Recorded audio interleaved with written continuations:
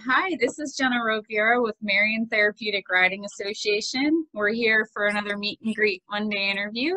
And today with us, we have Pat Spiro, who rides as part of our Freedom Reigns program here at MTRA. How are you, Pat? I'm good. How are you? I'm doing well, thank you. So I understand, well, I know you've been riding here with MTRA for a little while. How long have you been riding or I working think with we're horses? going on 3-4 years now. I think. Okay, Yeah, it seems like about 3 years now. yeah. That sounds about right. How did you hear about Marion Therapeutic? Oh, I actually heard about it through one of the VA social workers at our clinic. Gotcha. Okay. Had you ever been around horses or worked with horses before you started coming here? We had them, or family had them growing up, and then I rode periodically through my childhood some, and after I got out of the Army, I did some equine therapy, but it was like a day here, a day here. It wasn't really consistent. Yeah. What, growing up, what kind of horses did you guys have? Do you know? There were like Florida Cracker horses, like just wild horses that were on the property. Yeah. Very cool. What horse do you work with here at MTRA? Ernie? Do you have any favorite memories with Ernie or any of the horses here? Yeah, I think my favorite memory was when I first started bringing Baylor, and I would take Baylor out in the pasture, and the two of them would play back in the wood lawn. Definitely. Can you tell us a little about Baylor? Not everybody will know who Well, Baylor is. Baylor's my service dog, and I got him 3 years ago and started bringing him with me pretty early on during his training with y'all. And he goes ballistic every time he sees a horse. Like, we've got a pasture down the street, and he jumps off and looks. And So is it safe to say he enjoys coming to MTRA with you? oh yeah, he loves it. Horses, cows, bulls, he's like all down for it. Yeah. My memory, now that I think about Baylor and your time with him here, I think of when he first met Bonnie and Clyde. Oh yeah, One of them, I think it's, who is it that runs from him? Bonnie, and then Clyde yeah, I just think so, lays there. because you'll sit there and press his button like and mess with him. And the thing with him is he likes to chase cats, but once he chases it, he's like, Yeah. he gets bored with it and wants to go again. It's pretty funny. Yeah. My mom actually has worked with 2 different Jack Russell rescues over the last 10 years. Oh yeah. And she got one out of inner city Atlanta that was purebred. Mm-hmm. That they think was a breeder. They were using a breed with, and he had temperament problems so bad that they weren't going to adopt him out. And my mom was like, "No, I really want him," and they did like 5 home visits with her. Yeah. They're definitely a different breed. Like, I tell people, I'm like, you can have any dog you want, and the Jack Russell will blow your mind. But I tell you what, when I first came home from the war, I would go in a bedroom of my parents with like 4 or 5 guns in the room, lock the door, and try to get some sleep. And I would be home for like a couple of days. And that Jack Russell, when I would start freaking out in the middle of the night, would grab me by the neck and just start shaking, taking his head, and actually went back into the Army with a bite mark like right here and claw marks. And they were like, "What happened?" I said, "The Jack Russell figured out what was going on in the middle of the night." And he would, and he would jump on my chest and grab a hold of my neck until I woke up. Like, yeah.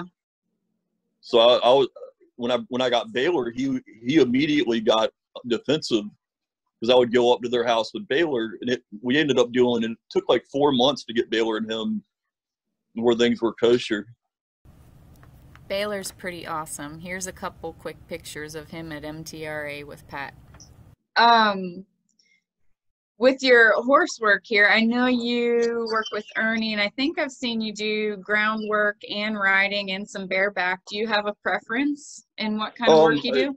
I prefer to either be on the ground or be bareback at this point. Due to my hip injury, it makes it almost relieves quite a bit of pain when I ride bareback, just due to how my leg is and my spine on the horse. Mm-hmm. So Does the movement of the horse help? Yeah, well, I think it naturally helps because it kind of adjusts the spine and all that when he's moving, and I'm not dealing with a saddle that's in the way. Yeah, definitely. And who's your instructor here at MTRA? Pam, I think Pam's the one who runs the group. Yeah. Do you have any silly stories about Pam? She's not here today, so we can share. Well, we were walking one morning over near where her property line is and where it separates, and those big old mountain dogs from across the street were over. And so we've got these pictures of Baylor and that mountain dog standing up, and it probably had a good 1.5 foot on him. Oh, yeah. How has coming to MTRA impacted you as far as like the physical activity or connecting with the horses, other people? Anything you can think of? I think that coming and being able to connect with an animal has been great because my communication skills are, from having head injuries in the Army and PTSD, I knew that I could connect to Baylor. And when I came to you guys and I realized how easily Ernie picked up on things, it was just like a whole nother world and a whole nother outlet of therapy. Mm-hmm. Getting to just walk around with him because I don't have to worry about using words, where he picks up on every little thing. Yeah. It was so much more calming and grounding than being in a therapist's office or being asked 101 questions that did me no good because I didn't remember it 10 minutes later. Right. Do you think the horses can feel what you're feeling? I mean, I think they can because I feel like if you're anxious, they're going to react to it. And that was one thing I really liked about Ernie was, I mean, where I'm a big guy and he's so big, he was just like, you do whatever you want, I'm still going to stand here. Right. Definitely. How about now on the opposite side? I know you also worked a little bit with Parley, who's the opposite of Ernie. I loved Parley. That was awesome because I would sit down with her. I would sit down with him in the pen in there, and he would sit down and give me hugs and all this stuff. And I was just blown away because it was a funny story behind all that. Like 6 months after all that happened and those pictures were taken, there was this big argument on social media about miniature ponies being service animals. And I said, no, I know one. And I said, I've got pictures of it. And about 20 people went back and forth. And finally I waited and waited and waited to get some amusement out of it. And I posted pictures of Parley and me sitting there. And I was like, he is considered a therapy animal under the ADA, not a miniature, and he's a miniature pony. And that's how I actually met Parley's owners. Mm-hmm. Because they were on that form following it that day. Right. And, I mean, I was just blown away because I'd heard about it through all of Baylor's training about how miniature ponies were classified as service animals, but until I actually got to meet one and see the difference between a miniature pony and a horse, I was just blown away by it. Yeah. And Parley's really neat because he was kind of such a playful and active little guy. And then when he would go into his mode, I mean, he was just the biggest ball of sweetness. I mean, to see the pictures of you and him connecting, I mean, you guys just looked so at peace. And yeah, there's actually pictures of me and him and Bonnie together, the cat. Oh, okay. Because the cat used to come in and mess with him. Mm-hmm. But I could walk right in there, and he could go from running around in circles to sitting down. Yeah. Yep. That's kind of the magical part of it. It's pretty neat, especially watching him because he goes from so rambunctious to all business and all friend. You know, he's just there. I mean, it was just truly amazing how getting to see how well behaved he could be. Mm-hmm. Going from being kind of tormenting a horse the size of Ernie to being just so well behaved that I would have felt comfortable taking him into a museum. What's your overall goal with your working with the horses and horseback riding? Do you have a kind of a goal? I think my overall goal is to eventually transition into just doing some like care with Ernie or different horses and doing some volunteer work to get the therapy out of it that way, because I found I don't have to ride to get the therapy of coming out there and having my cell phone off and not not dealing with stress or worrying about a doctor's appointment, because I know on the day we come out there, which is Thursdays, that I'm like, I don't have doctor's appointments. I don't have any of this. I typically would go out there. By the time I got home, Baylor was worn out. And I would go to the range afterwards. And that was like my day of peace and happiness. Right.